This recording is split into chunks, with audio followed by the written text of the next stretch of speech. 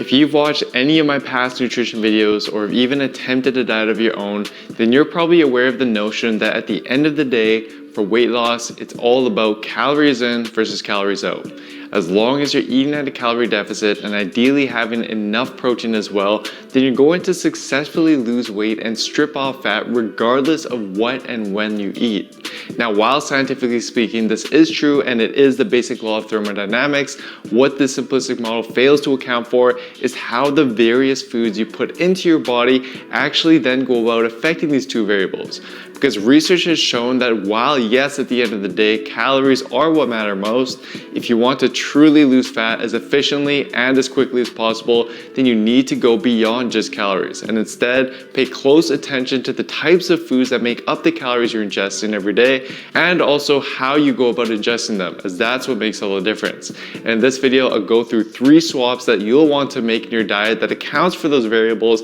and can enable you to lose fat faster, and then I'll provide you with a sample meal plan that puts all of this together for you. The first swap you want to make with your diet is to stick to mostly with foods that have been minimally processed. So for example, foods like oats and multigrain bread as opposed to their refined counterparts such as cereal and white bread that have been stripped of most of their important nutrients and fiber. Not only are these less processed foods beneficial when dieting in the sense that they generally provide more nutrients and keep us fuller for longer, but they also have another unique benefit that has to do with something called the thermic effect of food, which is the amount of calories that our body burns to metabolize and actually use the foods that we ingest. And one of the unique fat loss benefits about unprocessed foods is that in most cases, our body burns significantly more calories when digesting unprocessed foods than it does when compared to their processed counterparts. For instance, one study compared the caloric burn required to digest and metabolize 2 minimally processed sandwiches consisting of whole grain bread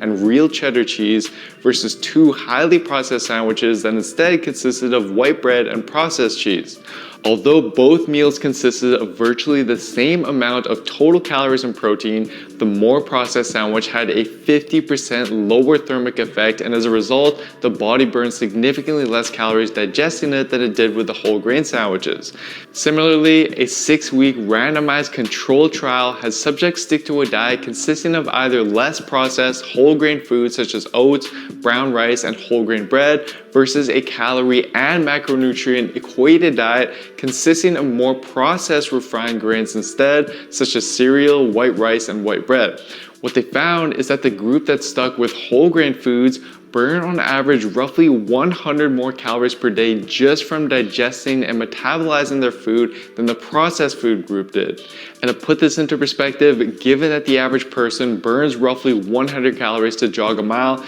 you'd essentially be doing the equivalent of jogging an extra mile a day just by choosing to incorporate whole grain, less processed foods as opposed to more processed foods for most of your meals. And if you crunch the numbers, over 3 months, this simple change would theoretically enable you to burn 2.5 pounds more fat just by making that switch. So yes, while calories are what matter most, and while you definitely will still burn fat despite eating processed foods, as long as you're still in a calorie deficit, you can further influence the calories outside of the equation and potentially speed up the fat loss process by simply swapping these foods for whole grain, less processed foods instead, and let them do the work for you. Next, let's dive into how you then go about distributing your meals throughout the day. Because while yes, again, your total daily calorie intake is what matters most for fat loss, it turns out that the manner in which you distribute these calories throughout the day seems to be more important than we've previously been led to believe. Illustrating this is a recent 2020 paper and another similarly designed 2015 paper that compared the effects of using a more front-heavy distribution approach by allocating more calories to breakfast versus a back-heavy approach by allocating more calories to dinner instead. What the researchers found is that subjects using the front-heavy approach not only experienced significantly less hunger and significantly less cravings for sweets throughout the day, but they also experienced greater overall energy levels, meaning that they were able to adhere to the diet more easily and they likely burned more calories throughout the day from fidgeting, walking, and just moving more in general because of their increased energy levels. And in fact, this protocol was also repeated in a longitudinal weight loss study, which found that subjects using a front-heavy approach lost more weight, decreased their waist circumference to a greater degree, and reported greater hunger control over a period of 12 weeks when compared to a group that used a back-heavy approach by simply swapping the breakfast and dinner calories, indicating that there does seem to be some indirect fat loss benefits to allocating more calories to your meals early on in the day, and this is something that I personally noticed as well. I used to be someone who would save a lot of my calories for my evening meals because I knew that that's when my cravings would really hit. But when I instead experimented with shifting more and more calories to early on in the day and at my breakfast, I found that not only did my energy levels throughout the day and my gym performance considerably improve, but I also just wasn't craving things as much at night because I just wasn't as hungry.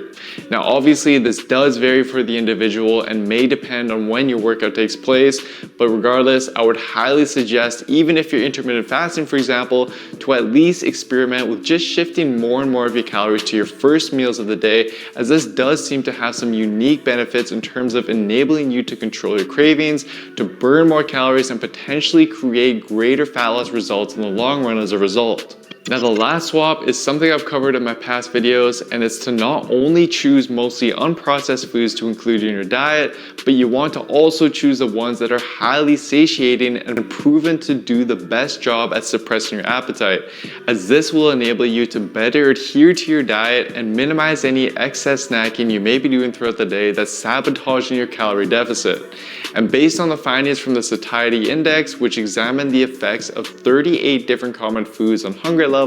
we can clearly see that on a calorie for calorie comparison, some options are just better than others when it comes to controlling your appetite. For example, even with calories equated for, simply swapping whole grain bread for oats instead will provide a 25% greater effect on suppressing your hunger. And similarly, swapping brown rice for whole grain pasta or boiled potatoes instead will provide a 30% or 60% boost in satiation respectively. So what I'd suggest is look over the index and experiment with swapping some of these more satiated foods into your diet and just see how your body and appetite responds. Now to put everything together for you, let's go through a sample meal plan that not only incorporates these various tips for you, but also tastes great. I'll use roughly 2100 calories for this meal plan, but keep in mind that you want to adjust the portion sizes based on what's needed for you to be at a calorie deficit. This is going to vary for everyone. So to start, we'll be allocating most of the calories towards breakfast with protein pancakes made completely of highly satiating, minimally processed foods.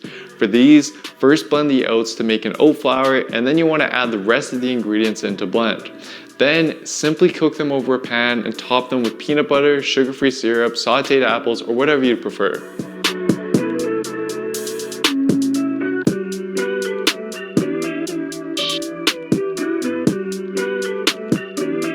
For lunch, we'll be tapering down the calories slightly, but still sticking with satiating, unprocessed foods with baked salmon, boiled potatoes, and a side of sauteed asparagus.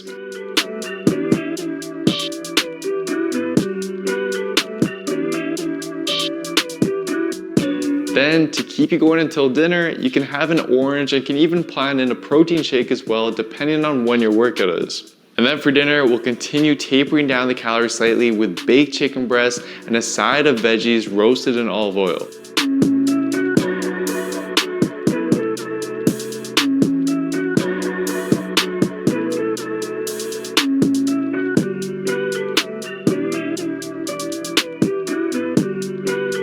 And then after dinner, to help satisfy whatever sweet cravings may have popped up, we'll make a simple high-protein Greek yogurt parfait consisting of 0% fat, plain Greek yogurt mixed in with cinnamon and stevia for sweetness, and then topped with frozen mixed berries and a tablespoon of chia seeds. Super easy to make, yet extremely satisfying. So hopefully that meal plan gives you a little more insight into how you can start planning your meals based on what I went through while still keeping everything tasty and satisfying. And just keep in mind that although some of the swaps I mentioned here can definitely help speed up the fat loss process, just know that at the end of the day, adhering to a calorie deficit is what's most important. So experiment with your diet and stick to what you find works best for you and your lifestyle. And for an all-in-one, step-by-step program that not only optimizes your weekly workouts for you, but also shows you how to structure and set up your diet with the right foods and in the right amount so that you can burn fat as efficiently and as easily as possible with science.